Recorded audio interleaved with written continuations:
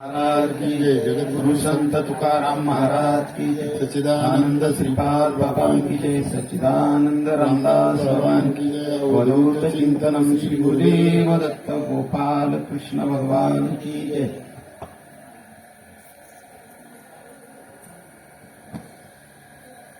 किंबहुना तुमचे केले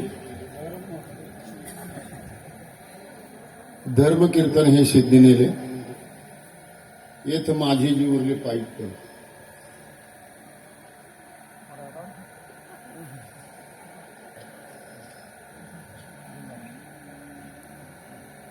पसायदानाच्या अगोदरची ओवी प्रवचन सेवेसाठी निवडलेली आहे। तसं तर तुम्हाला ऐकण्यासारखं काही राहिलेलं नाही, सगळं द्या आणि मला सांगायला आता काही उरलं नाही। पण तरी जसं एखाद्या रेल्वेच्या प्लॅटफॉर्मवर रोज प्रवास करणारे प्रवासी असतात, त्यांना हे ऐकायची गरज आहे असं नाही। कोणत्या प्लॅटफॉर्मवर कोणती गाडी लागणार आहे, ती कुठं कुठं थांबणार आहे, ती धीमी आहे का तेज आहे, सगळे ठिकाणी थांबणार आहे का काही ठराविक ठिकाणी थांबणार आहे, मग प्रवाशाला कोणत्या ठिकाणी जायचंय, मग त्यांनी ते कोणत्या प्लॅटफॉर्मवर जायचंय याच्यासाठी मला वाटतं आतापर्यंत प्रत्येकजण अनाउन्सिंग करत होता। आता माझ्याकडे ती अनाउन्सिंग करण्याची पाळी आली। मी हेच अनाउन्सिंग करणार आहे की मानव जन्म हा आपल्याला परत मिळणार नाही। मिळालेला मानव जन्म हा शेवटचा। नामदेव महाराजांच्या मते शेवटची पाळी एक मनुष्य जन्म चुकली या वर्म फेरा पडे। बघा, थोडासा विचार केला आणि चांगला जर बारकाईने विचार केला तर आज आपण वास्तुशांतीच्या निमित्तानं वैष्णव मेळावा करतो। निमित्त काय आहे तर वास्तुशांती आहे आणि कार्य काय आहे तर वैष्णव मेळावा। आणि वैष्णव मेळाव्याच्या निमित्तानं आपण समाजाचं प्रबोधन व्हावं, समाजाला भक्तीचा मार्ग कळावा आणि तो भक्तीचा मार्ग शास्त्र शुद्ध असावा। एरवी जर ज्ञानेश्वरी बाजूला ठेवली आणि जर शास्त्राच्या जरी गप्पा मारल्या तरी त्याला प्रबोधन म्हणता येईल, पण प्रवचन म्हणता येणार नाही। समाजाचं प्रबोधन करताना ज्ञानेश्वर महाराजांचा आधार घेऊन केलं जातं, ज्ञानेश्वरीचा आधार घेऊन केलं जातं, त्यालाच प्रवचन म्हणतात। ज्ञानेश्वरी जर बाजूला केली तर ते प्रबोधन होईल कदाचित, पण व्याख्यान होईल। संत म्हणतात आम्ही आतापर्यंत जो भक्ती मार्ग केला, मग शुक, याज्ञवल्क्य, दत्त, कपिल मुनी हे हरीशी जाणून हरी झाले, हरीशी जाणून हरी झाले। भक्ती मार्ग जर आपण त्या भक्ती मार्गावर जर आपल्याला जायचं असेल किंबहुना जावंच लागेल, कारण भक्ती केल्याशिवाय मानव जन्माची सार्थकता होत नाही। बघा, जसा इमारतीला पायाची गरज आहे, इमारतीला कोणत्याही इमारतीला असू द्या, मग ती स्लॅबची असू द्या किंवा दगड मातीची असू द्या, त्याला पायाची आवश्यकता आहे। वास्तू शांतच आहे, वास्तू कुठं गडबड करत नाही, पण वास्तूमध्ये राहणाऱ्या माणसांना समाधानाची आवश्यकता आहे आणि ते समाधान आपल्याला साधारणतः आपण जर बारकाईने विचार केला तर तुकाराम महाराजांना नाही मिळालं। तुकाराम महाराज हे प्रत्येक प्रवचनकाराच्या, कीर्तनकाराच्या समोर नतमस्तक व्हायचे। ते प्रवचन ऐकायचे, कीर्तन ऐकायचे आणि कीर्तन प्रवचन ऐकल्यानंतर ते त्या प्रवचनकार कीर्तनकाराला विचारायचे, काय मी उद्धार पावेल, काय कृपा करील नारायण. 80 तुम्ही सांगा संतजन, करा समाधान चित्त माझे. काही एक खंड येईल कर्म, कास्याने कळेल हे वर्म, पारुषेतील धर्म म्हणून श्रम वाटत असे. प्रवचनकार त्या काळातले सुद्धा हतबल होत होते. नाही मिळालं उत्तर. पण परंपरेनं चालत असलेला संप्रदाय, परंपरा म्हणतो मी, चैतन्याची परंपरा सांगत आलेला आणि अनुभवत आलेला संप्रदाय. आणि मग बाबाजी चैतन्यांच्या कृपेनं ज्यावेळेला मस्तकावर हात ठेवला गेला, परंपरा. लावणी या हात कुरवाईला माथा, सांगितली चिंता न करावी. तुकाराम महाराजांच्या आयुष्याचं कल्याण झालं ते बाबाजी चैतन्यांच्या कृपेनं. ज्ञानेश्वर महाराजही आपल्या ज्ञानेश्वरीमध्ये सांगतात आपल्याला, एरवी तरी मी मूर्खू. बरं का, एरवी.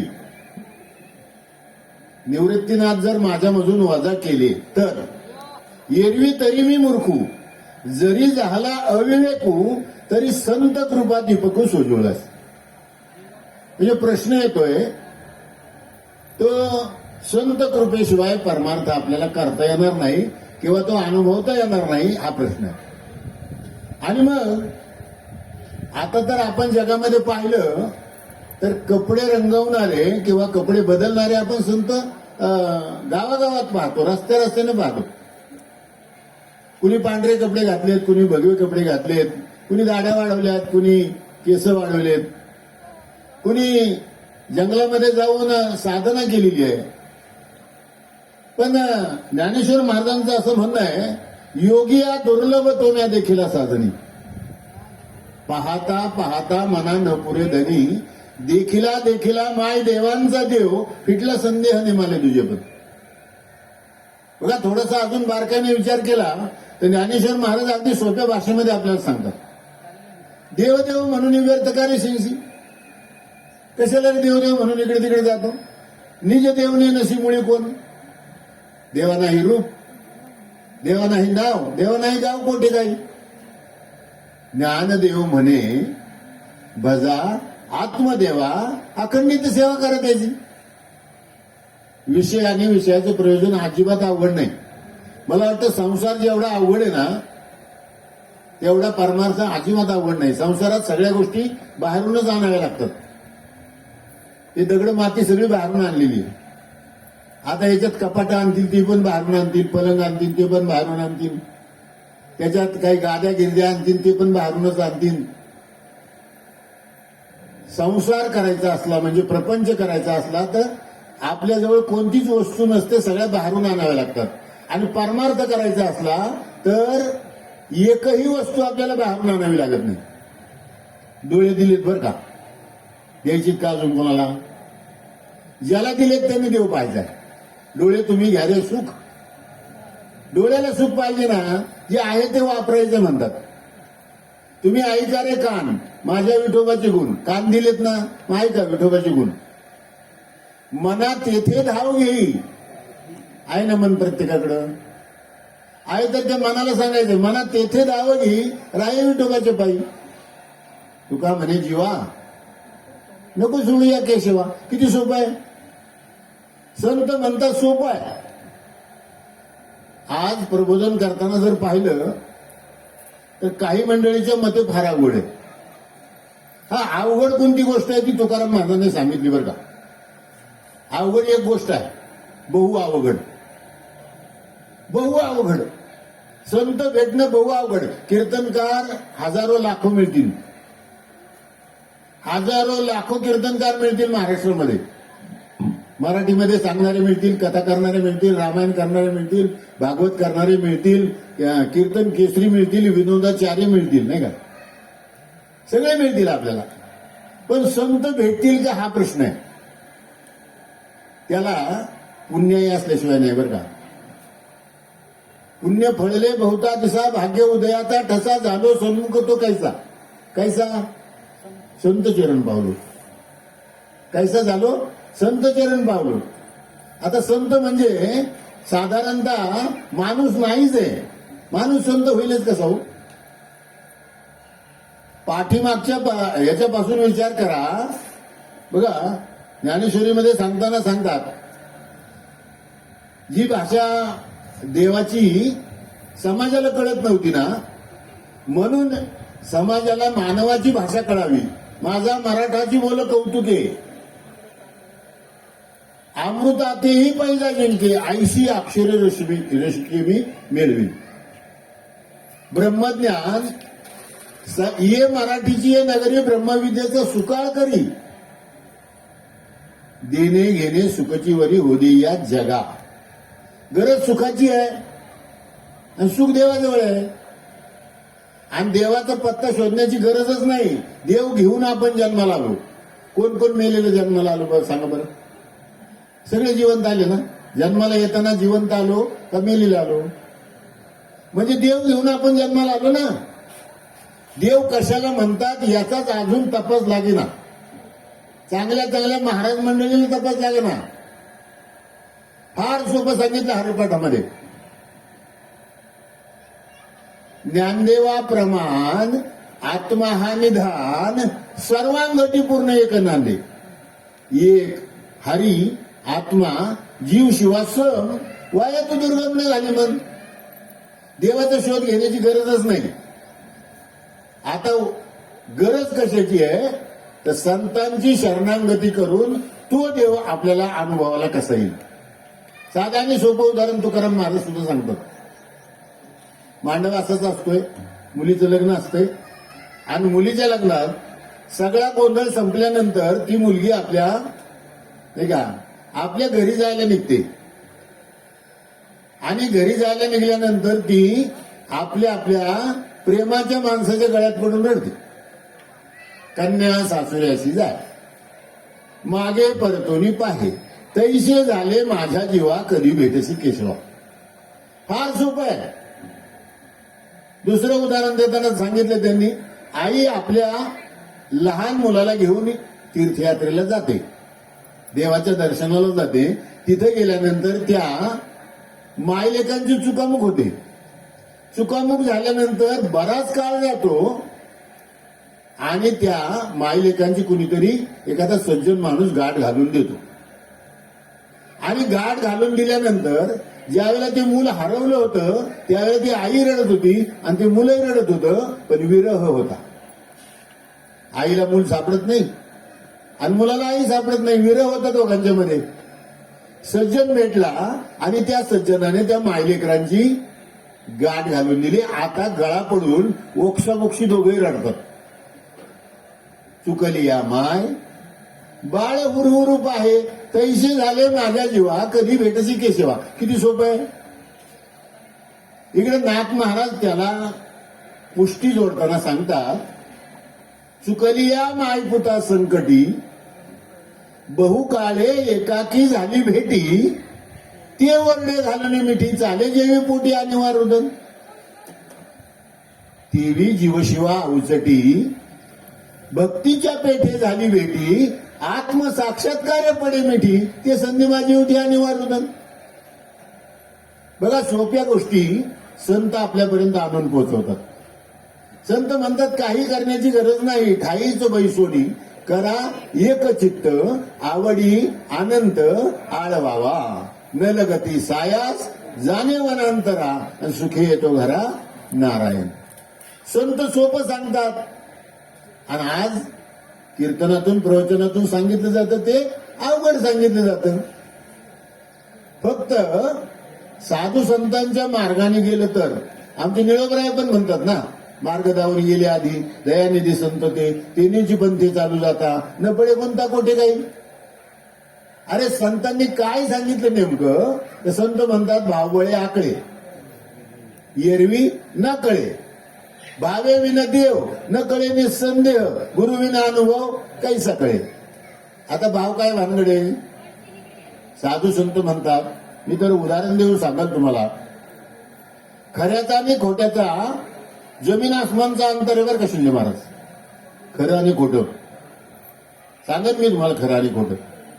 10 ग्रॅम खरं घ्यायचं असलं तुम्हाला, 10 ग्रॅम खरं घ्यायचं असेल तर आज तुम्हाला तुमच्याजवळ 72,000 रुपये पाहिजेत. किती किती पाहिजेत? 10 ग्रॅमच घ्यायचे, खरं घ्यायचे 10 ग्रॅम. किती पाहिजेत? 72. उद्या जर जाल ना तुम्ही तर 75. परवा जर जाल तर ते सांगता येणार नाही. मला सांगायचं काय, खरं 10 ग्रॅम घ्यायचंय, किती लागतील? आज 72,000 रुपये लागतील. आणि खोटं गमेलभर घ्यायचंय, गमेलभर घ्यायचंय खोटं, 20,000 मिळेल बरं का. किती? 20,000 गमेलभर बरोबर आहे का 72,000 10 ग्रॅम बरोबर आहे? दिसायला कोणतं दिसल? दिसायला गमेलं भर आहे ना, ते जास्त दिसेल कदाचित, पण असायला जे खरं आहे ते 10 ग्रॅम किती दिसणार आहे? 1 तोळा किती दिसेल हो? ते कान मोठे दिसतील आणि ते कानातलं बारीक दिसेल. 1 तोळा 10 ग्रॅम किती दिसेल? साधू संत म्हणतात खऱ्याचं आणि खोट्याचं एवढं मोठं अंतर आहे. संतांना तुम्हाला खरं सांगायचंय, खरा देव सांगायचा आहे. बघा, सांगताना त्यांना सांगायचंय, जशी उसात हो साखर तसं देहात परमेश्वर. किती सोपं आहे. शेतकऱ्यांच्या दृष्टीने तर किती सोपं आहे. त्या उसाला आपण लावायचं, त्याला वाढवायचं, तोडायचं आणि कारखान्यात न्यायचं. कारखान्यात गेलं की तो ऊस काय होतो? पिळला जातो, त्याचा रस निघतो, तो उकळतो आणि मग तो कारखाना त्याच्यातून साखर बाहेर काढतो. जशी उसात हो साखर तसं देहात परमेश्वर. आपल्यासारख्या माता भगिनींना सांगितलं, जसे दुधामध्ये लोणी तसं हृदय चक्र पाणी. बघा, दुधामध्ये दही आहे, दह्यामध्ये लोणी आहे आणि लोण्यामध्ये तूप आहे. आपल्याला ज्ञानेश्वर महाराजांनी तेच सांगितलं, मंथुनी नवनीता तैसे घे अनंता, वाया व्यर्थ कथा सांगे मार्ग. बाकीच्या लांबा लेखा करण्याची गरजच नाही. आपल्याला साधू संतांनी जे सांगितलंय ना, ते नितांत श्रद्धेनं केलं पाहिजे बरं का. मी तर आता लहान तोंडी मोठा घास नको, पण तरी सांगतो, ज्ञानाला अभिमानाची जोड लागली तर भ्रम तयार होतो. आणि ज्ञानाला अभिमानाची जोड लागली तर भ्रम तयार होतो. आणि ज्ञानाला नम्रतेची जोड लागली तर प्रेम तयार होतं. ज्ञानाला अभिमानाची जोड लागली तर भ्रम तयार होतो. ज्ञानाला आपल्या नाही का आपल्या प्रेमाची जोड लागली, ज्ञानाला विनयाची जोड लागली, नम्रतेची जोड लागली तर त्याच्यात प्रेम तयार होतं. मग आपल्याला भ्रम तयार झाला पाहिजे का प्रेम तयार झालं पाहिजे याचा विचार आपल्याला करायचा. म्हणून साधू संत सांगतात, नको ब्रह्मज्ञान आत्मस्थिती भाव, मी भक्त तू देव ऐसे करी, दावी रूप मज गोपिका रमना ठेवली चरणावरी माता. नाथ महाराज सांगतात, प्रेम सुख देई प्रेमाविन नाही समाधान. बघा, मी आणखी सोपं करून सांगतो, आई असली पाहिजे का दिसली पाहिजे? असलीच पाहिजे. कसली पाहिजे? नकली नको, असलीच पाहिजे. आई असली पाहिजे का दिसली पाहिजे?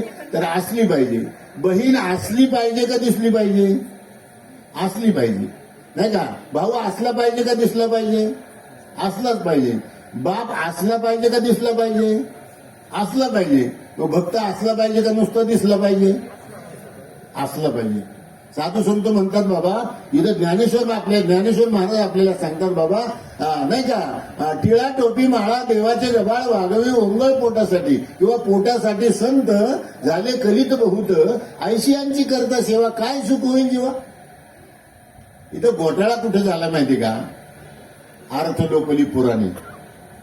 हो, अर्थलोपली पुराणे नाश केला शब्दज्ञाने, विषय लोभी म्हणे साधन बुडवले.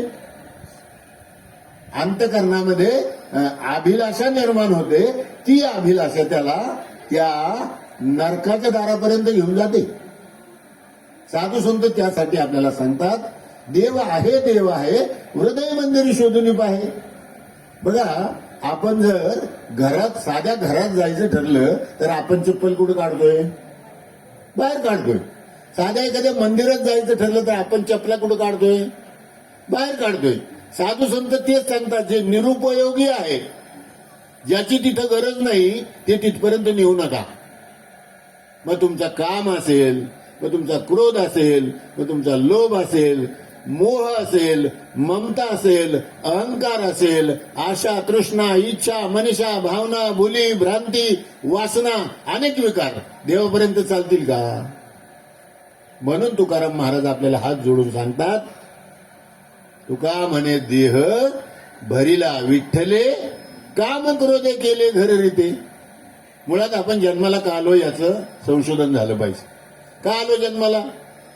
ते म्हणतात पाप पुण्य करून जन्म येतो प्राणी, किंवा जन्माचे ते मूळ पाहिले शोधून दुःखाचे कारण जन्म घ्यावा. आणि जन्माला आलोच आहोत आपण, मानवी जन्माला आलोच आहोत, या भारतभूमीमध्ये जन्माला आलोत. मग या जन्माचं सार्थक व्हायला पाहिजे का निरर्थक जायला पाहिजे? जन्माला आला ह्याला आणि पाणी वाहता वाहता मेला, असं नको व्हायला. साधू संत तर म्हणतात मग नाही तरी काय थोडी. हा, साधू संतांना ते सांगायचंय, बाबा कुत्री जन्माला येतात, डुकरे जन्माला येतात, आणि म्हणून काय तुम्ही कुत्र्या डुकरासारखं जगणार आहात का? माणूस म्हणून जन्माला आला, संतांची शरणागती करा, संत ओळखा, संत समागमी बर का. संत बरोबरी नाही. आपण काय करतोय, समागम आणि बरोबरी याच्यातला आपल्याला नाही का फरकच कळत नाही. आम्ही नाही का, आमच्याकडे एक मृदुंगमणी पीटी मास्तर बाबांची कीर्तनं वाजून वाजून मेला. तो म्हणायचा श्रीपाद बाबांची कीर्तनं मी वाजवली, श्रीपाद बाबांच्या कीर्तनात मी पीटी वाजवायचो, श्रीपाद बाबांच्या कीर्तनात मी मृदुंग वाजवायचो. मेला, पण नाही कळलं. संतांच्या बरोबर तो नव्हता का? अनेक वेळा कीर्तनात, अनेक वेळा आम्ही त्याला अनेक वेळा सांगितलं, तू फक्त संतांच्या बरोबर आहेस, समागमात नाही. समागम कशाला म्हणायचं? अगदी थोडक्यात सांगतो. 4 लिटर दुधामध्ये 1 लिटर पाणी टाकलं, 4 लिटर दुधामध्ये 1 लिटर पाणी टाकलं. आता त्या पाण्याने दुधाचा समागम केला का बरोबर राहिलं? समागम झाल्यानंतर वेगळा निघत नाही बरं का. पाण्याने दुधाचा समागम केला, आता ते 4 लिटर दूध होतं ते 5 लिटर झालं. तुमच्या साक्षीनं झालं ना? जे तुमच्या साक्षीनं 1 लिटर पाणी आता दुधामध्ये समाविष्ट झाल्यानंतर दुधाला जाऊन पोहोचलं, आता तुमच्या हाताने ते 1 लिटर पाणी म्हणून तुम्हाला बाजूला काढता येईल का? याला समागम म्हणतात. साधू संत म्हणतात, समागम झाल्यानंतर मिठाने पाण्याचा समागम केला, मीठ आलं का परत पाहायला? नोहे सारिता निराळे, लवण मेळविता जळे.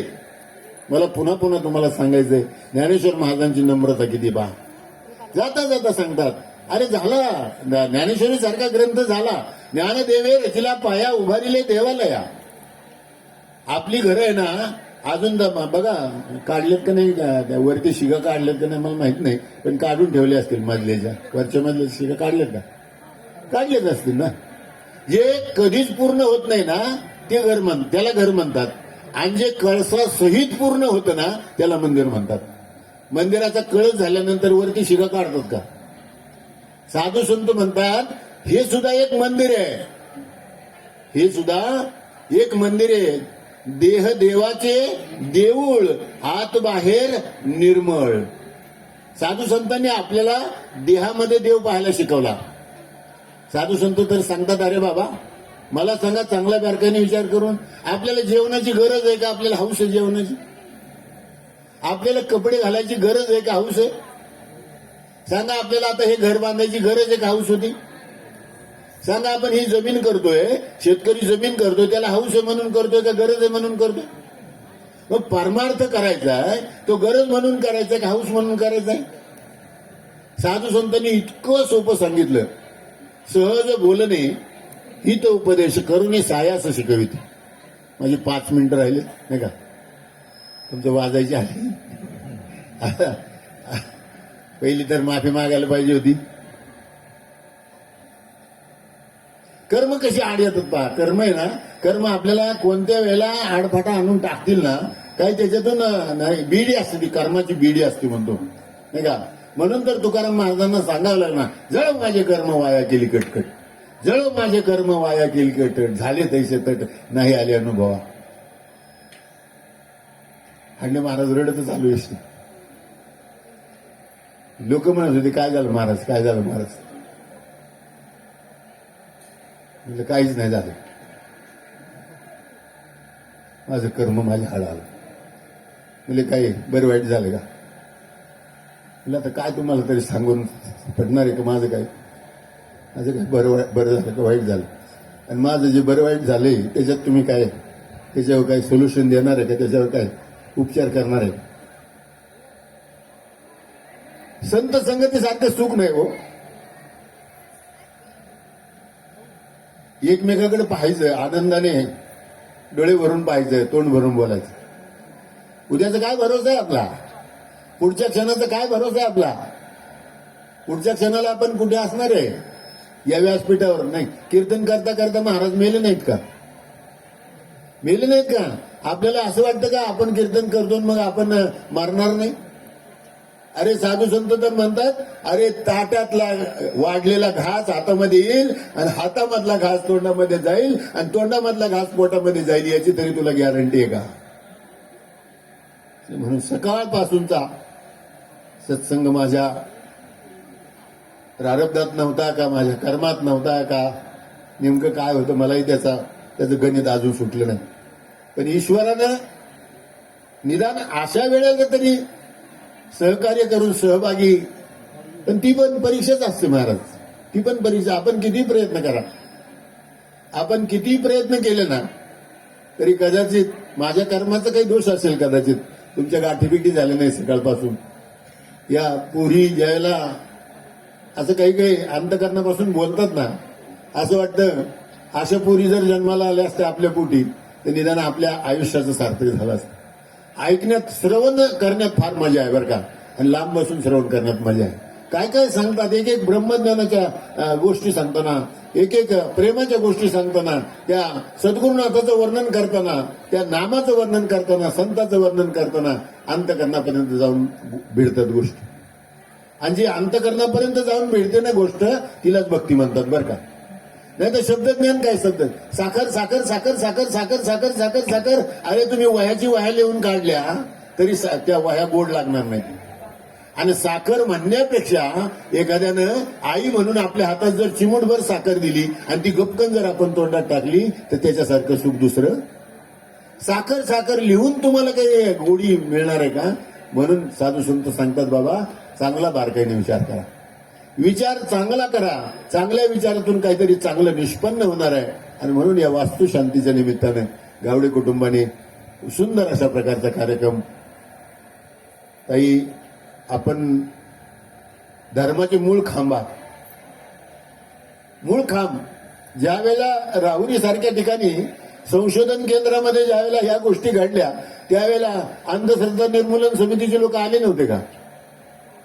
अरे हा संप्रदाय तावून सुलाखून निघालेला संप्रदाय. काही पोलीस केसेस झाले नाहीत का? अंगात आलं म्हणून सांगितलं नाही का? अरे हा रजनीश बाबा आहे, बायांना मिठा मारतो, एवढ्यापर्यंत झालं नाही का? आणि त्याची तुम्ही साक्षीदार नाहीत का? आणि मग याला हे जर खोटच असतं इथून पाठीमागं, हे जर खोटच असतं तर इथून पाठीमागं नेस्तनाबूत झालं असतं, हे वाढलंच कसं असतो? पण माऊली ज्ञानेश्वर महाराजांचे आशीर्वाद आपल्या पाठीमागे. साधकाचा मायबाप, तुमचा आमचा मायबाप कोण आहे? अरे कदाचित काला परत्वे माऊलीने हा परत अवतार कार्य केलं असेल. कदाचित माऊलीनं त्या 22 वर्षामध्ये जे करता आलं नाही ना, ते हे 78 वर्षामध्ये केलं. माऊलीला आयुष्य मिळालं 22 वर्षाचं आणि बाबांना आयुष्य मिळालं 78 वर्षाचं. बेरीज केली तर किती होते? 100 गणिले. ते 22 वर्ष माऊलीने त्यांच्या आयुष्यात काढलं आणि 78 वर्ष आयुष्य श्रीपाद बाबांना दिलं. आणि म्हणून या धर्मकार्याला साथ, या धर्मकार्याला नाही का खंबीर अशा प्रकारचं नेतृत्व करून आपल्या पुढं हा संप्रदाय आणून ठेवला. दायित्व केलं, भक्तीचं दायित्व केलं. भक्तीचे मालक नाही झाले कुणी. भक्तीचा प्रसार करण्यासाठी भक्तीचं दायित्व करावं लागतं. ते संप्रदायाच्या निमित्तानं या गावडे कुटुंबाने इथं तुम्हाला सगळ्यांना पाचारण केलं, सगळ्यांचा सन्मान करून तुम्हाला धर्माचा प्रसार म्हणून हे माध्यम उभं केलं. त्यांना धन्यवाद देतो. आता माझी वेळ संपली. दादांनी सांगितलं तुम्ही ओरिजिनल दादा, मी डुप्लिकेट दादा. डुप्लिकेटला काय किंमत, मी नामधारी दादा. तुम्ही तुमच्या आईवडिलांनी तुमचं नाव दादा ठेवलंय. मला तुम्ही प्रेमानं आणि बाबा होण्यापेक्षा दादा दादा झालेलं चांगलं. म्हणजे त्याच्यातून काय निवृत्ती दादाला किती कष्ट, दादा होणं तसं अवघड, पण प्रेमानं. साधू संत म्हणतात बाबा जितकं प्रेम तुम्ही या जगाला द्याल ना तेवढं जग तुमच्याकडे प्रेमानं पाहिजे. आणि म्हणून होतील संताची या भेटी, सांगू सुखाची या गोष्टी, किंवा संत संग सर्व काळ अखंड प्रेमाचा कल्लोळ. बोलता बोलता किंबहुना तुमचे केले हे धर्मकीर्तन सिद्धी नेले. इथं माझे जीव उरले पायीक, पण या ओळीवर तसा बोलण्याचा अधिकार नसताना, एवढी पात्रता नसताना सुद्धा मला या ठिकाणी पाचारण केलं. पुन्हा मी तुमच्या सेवेसाठी उशिरा रुजू झालो त्याबद्दल मला क्षमा करायला अशी अपेक्षा या ठिकाणी व्यक्त करतो. बोलता बोलता माझ्या मुखातून अपशब्द किंवा वेगळा विचार तुमच्या पुढे मांडला गेला असेल तर तुम्ही आई बापाच्या अंतकरणानं मला क्षमा करायला अशी अपेक्षा करतो आणि माझ्या वाणीला विराम देतो. पुंडलिका वरदे हरिविठ्ठल श्री ज्ञानदेव तुकाराम पंढरीनाथ भगवान की जय. यानंतर